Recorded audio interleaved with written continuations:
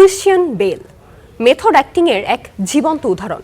এবার এমন এক চরিত্রে ফিরছেন তিনি যেখানে ৬ ঘন্টার মেকআপ, অসহনীয় ধৈর্য আর চরম মানসিক চাপ সব মিলিয়ে তৈরি হয়েছে এক ভিন্ন অভিজ্ঞতা। আসন্ন দ্য ব্রাইড শুধু আরেকটা সিনেমা নয়, বেলের অভিনয় যাত্রার এক নতুন অধ্যায়।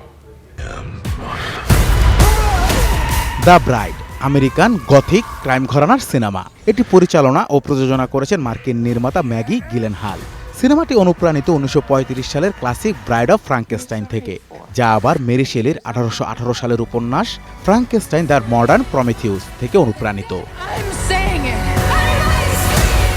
গল্পের প্রেক্ষাপট 1930-এর দশকের শিকাগো। এখানে ফ্রাঙ্ক চরিত্রে আছেন ক্রিশ্চিয়ান বেল আর ব্রাইট চরিত্রে আছেন জেসি বাকলি। পাশাপাশি দেখা যাবে পিটার সার্সগার্ড, অ্যানেট ব্যানিং, জেক গিলেনহাল ও পেনেলোপে ক্রুজকে।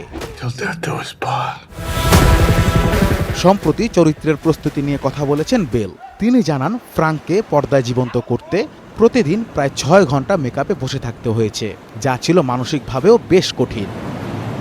প্রতিদিন আমি জোরে চিৎকার করতাম। 6 ঘন্টা এক জায়গায় স্থির থাকা সহজ নয়। হতাশা ঝেড়ে ফেলতেই আমি এমন করতাম।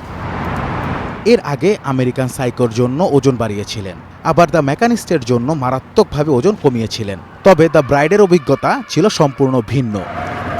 শুটিং সেটের সবাই আমার চিৎকার শুনত। এক সময় তারা বলল, আমরাও কি যোগ দিতে পারি? শেষ পর্যন্ত প্রায় 30 জন ক্রুর আমার সঙ্গে চিৎকার করেছিল। ওয়ার্নার ব্রাদার্সের ব্যানারে আগামী 6 মার্চ মুক্তি পাচ্ছে দ্য ব্রাইড। সেদিনই দর্শক দেখবে ফ্রাঙ্ক চরিত্রে ক্রিশ্চিয়ান বেল কতটা গভীর ছিলেন। Anas Imran, star entertainment.